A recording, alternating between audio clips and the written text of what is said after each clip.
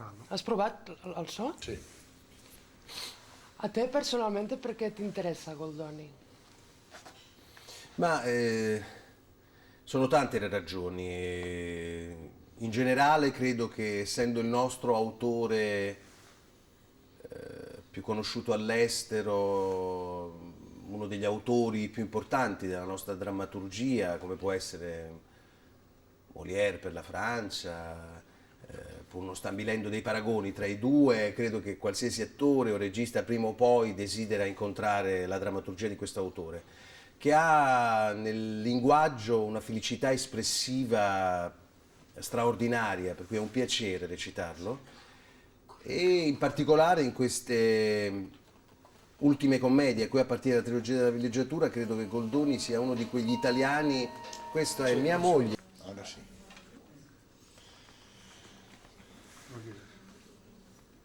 No, sisplau, no, sisplau, no. No. Ti prego, no.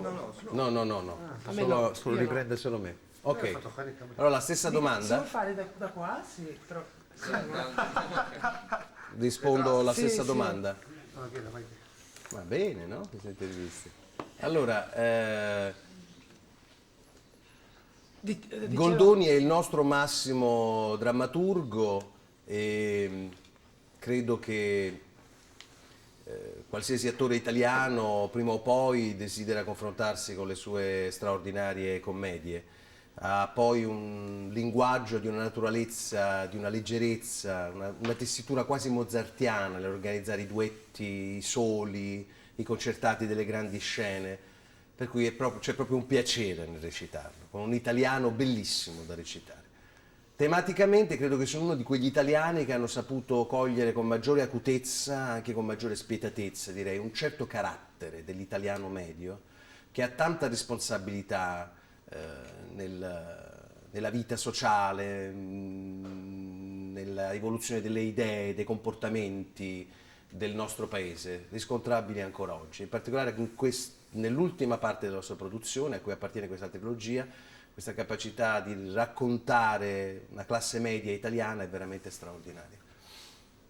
E questo tema ha la stessa attualità, no? La classe Questo dirigente. tema nella trilogia della villeggiatura è molto forte perché Goldoni parla di una borghesia mercantile veneziana del Settecento che per certi aspetti può ricordare ancora molto le nostre classi dirigenti, dove per classi dirigenti intendo non solo i politici, ma la magistratura, i professori universitari, gli artisti stessi che non riescono a guardare al passato nei suoi esempi migliori, hanno difficoltà a progettare un futuro diverso dalle abitudini, dalle convenzioni e sono ossessivamente ripiegati su un presente a cui in maniera nevrotica chiedono una felicità che costi poco, che non costi fatica.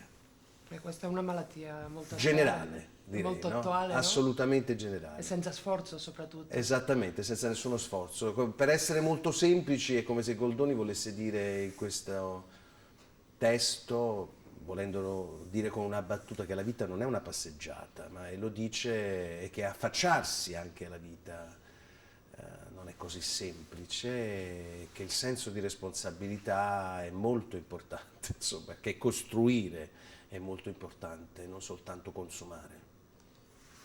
E come architettura teatrale?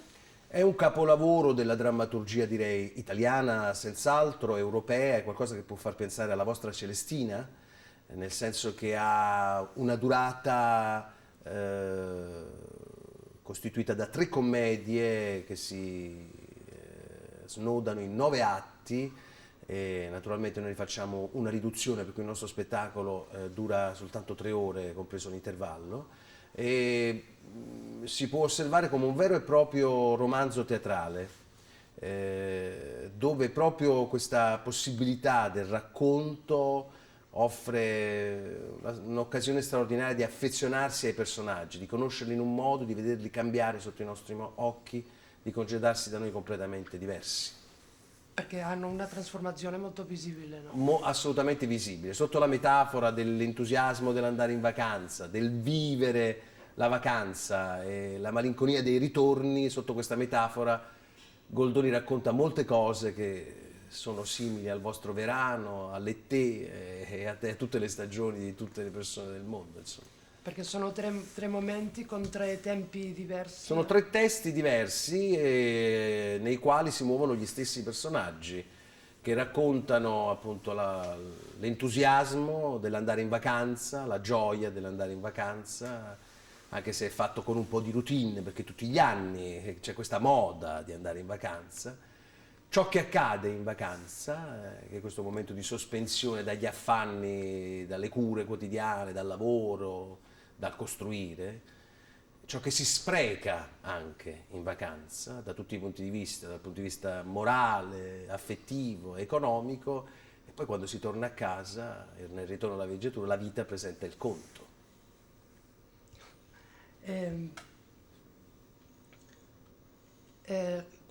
Quello che hai detto dell'educazione sentimentale di tre giovani viene raccontata qui come... Beh sì, al centro di questa vicenda ci sono due coppie di giovani che le circostanze della vita porteranno ad avere l'occasione di seguire i propri istinti, i propri desideri e di scegliere la persona che amano veramente per passarci una vita insieme. E invece poi le vicende che accadono in questo testo fanno sì che nessuno si sposi con quello che ama, nessuno finisce per passare la propria vita con la persona che ama, con la persona che desidera, ma in qualche modo con la persona con cui conviene stare. E questo è uno dei motivi di grande malinconia, no? Nessuna coppia che si forma, perché ci sono tanti matrimoni alla fine di questo testo, ma nessuna coppia è felice, perché nessuno sposa la persona che ama.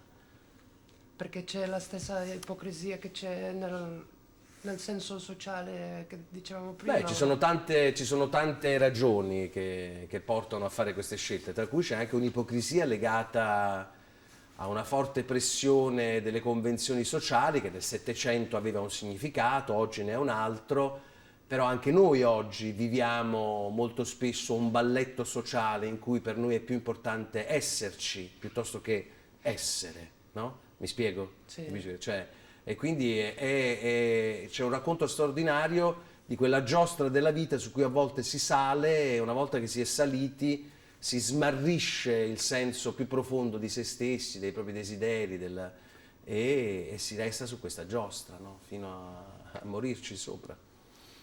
Mi parli di quello che avevamo parlato lì, del punto di vista sulla donna, la presenza... Ma no, Goldoni è sicuramente l'autore italiano non solo di teatro, ma direi in tutta la letteratura drammatica e non italiana, in cui trovare come un'enciclopedia del femminile, cioè è l'autore che ha nella sua opera inventato una straordinaria quantità di personaggi femminili, borghesi, poveri, lavoratrici, nobili, insomma c'è proprio un inventario del femminile ed ha, secondo me, come Marivaux, come Laclos, quella chiave che permette di entrare nel cassetto dell'animo, nei cassetti più riposti dell'animo di una donna e di analizzarli nella sua psicologia, nella sua intimità. Questo è quello che accade in maniera straordinaria col personaggio di Giacinta, che è la protagonista di questo testo, che è sicuramente il personaggio di teatro della drammaturgia italiana più complesso e più affascinante. E tu come attore, soprattutto anche come regista, ma come attore, come fai a muoverti per cose così, per esempio un film di attualità, con temi di Ma attualità? questo l'hanno come fatto fare tanti attori Goldoni? molto più importanti di me e lo faccio anch'io, nel senso che credo che oggi un attore moderno debba riuscire a muoversi, se ne ha la fortuna, l'occasione, come è capitato a me, con altrettanta impegno, passione tra il cinema e il teatro. Quello su cui io mi impegno invece in maniera particolare è di non considerare il cinema, cioè il teatro come un'anticamera del cinema, ma invece coltivare le due arti contemporaneamente e anzi cercare di mischiare il pubblico, come è successo in grandi stagioni, in grandi periodi in cui le due arti si sono avvicinate, piuttosto che creare delle separazioni o delle distanze, no? Per cui il cinema sembra qualcosa appunto di moderno e il teatro no, chi l'ha detto? C'è un cinema vecchissimo e c'è un teatro modernissimo, quindi non sta lì. Cioè lo stesso paragone, no? Si può incontrare una persona di 80 anni giovanissima e uno di 17 che è un vecchio.